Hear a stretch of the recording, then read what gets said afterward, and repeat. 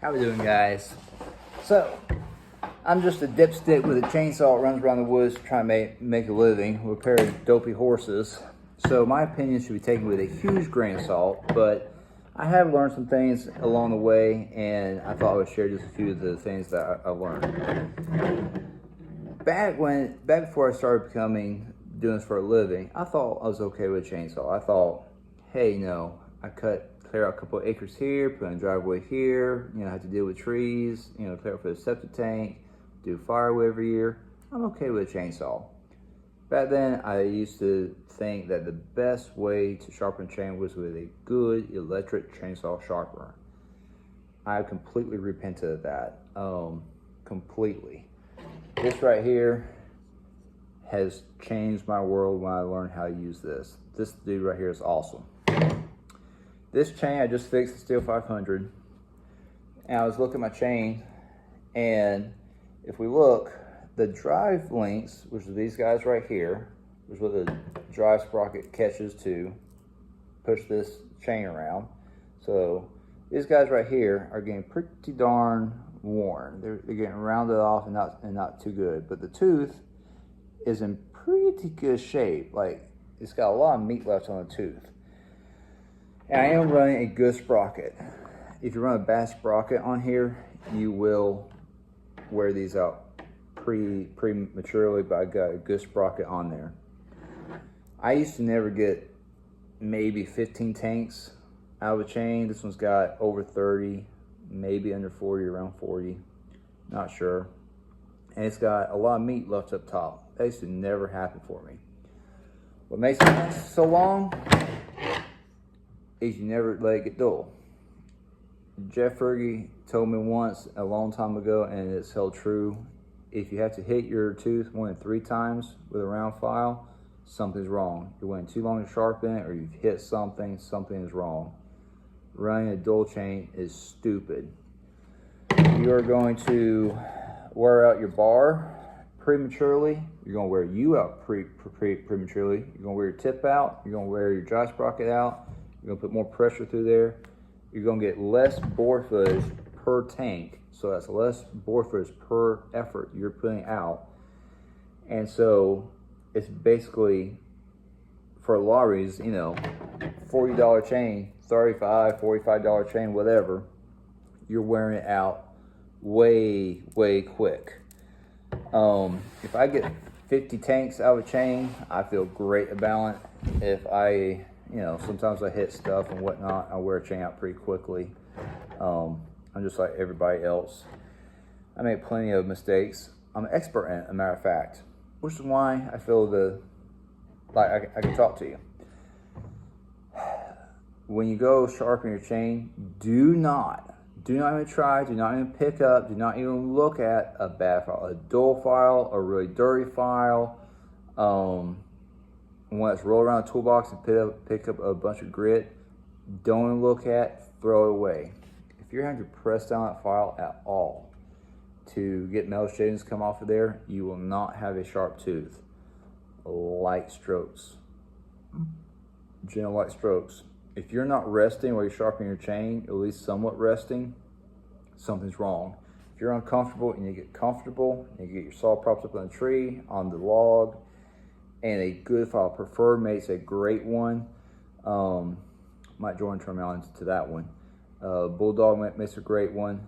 I'm Alabama. This is just a steel file. It works. If this thing gets dull, this compared to this is really cheap. Really cheap. If you keep a sharp chain, there's like an arc. As you tire, as your energy level goes down, your mistakes go up. And those mistakes can be extremely costly, whether it's injury, lack of work, just hanging your saw up, whatever. Mistakes in the woods is what can be very costly. So the longer you can go before your energy level drops off and you get worn down and start making mistakes, the more money you make, the more profitable you're going to be, the longer your gear is going to last. The sharper you keep your chain, the longer your bar is going to last, the longer your bar tip, your sprocket's going to last longer. And you're going to get more work done out of your chainsaw. So I'll give you a real quick example. This is a 20-inch bar. Let's say I generally do around here in hardwoods, I average 1,000 bore feet per tank with steel 500. Let's say I swap it to 25-inch bar. So my bore footage per tank burn is going to drop off 15 to 20%. Let's look at why. It's a longer chain, more friction. It has to shove. It's not like a car tire where you get that weight spinning and it's just a circular motion. It has to throw the chain away from it. It has to pull the chain back to it. A longer chain is heavier. It provides more friction. And so all those things really do add up. So you're also going to have to keep the chain a little bit tighter because it's longer. You're going to have to keep a little more tension on it. You have more links. It's going to loosen more quickly. When it dolens, you're going to have to sharpen more often. You can't put a skip tooth chain in there and save you some of that, but there's ups and downs to that. So, you know, at the end of the week, at the end of the month, at the end of the year, if you're buying a longer, more expensive chain, a long, more expensive bar, and you're running, you know, you're getting 15, 20% less work out of your saw before your saw blows up, that really does add up. And what I used to do is learn off of YouTube and learn from a few people here and there. What now I appreciate is I was learning from YouTubers. I was doing videos on chainsaws. I was not learning from people that are paying their bills with that chainsaw. And that's the difference. None of the stuff I've come up with, I'm nothing special with this chainsaw. I'm nothing special with this file.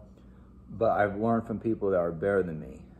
And I'm just smart enough to shut up and listen. And then as I go and do, I find my little niche and what I appreciate.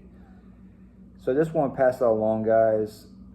You know, if you see a guy cutting down a tree, he can cut down with a 20-inch bar, cutting on both sides, and he's cutting down with a 3-foot bar. You know, he's, you know, possibly shooting himself in the foot, or, you know, it's something to consider. We're all in an economical war, and your calories and your efforts need to be efficiently used out there, and so does your equipment need to be efficiently used to try and make our profit margin sustainable, you know, our living sustainable. So that's just a couple of things I learned. I do use this at the end of the day, 2-in-1. At the end of the day, I do like that for my rakes. I still use the flat file sometimes, but that's just a few thoughts. And probably the biggest thing that's changed from being a non-pro to becoming a pro is I learned how to use this correctly, and I love it. Take care, guys. Have a good one.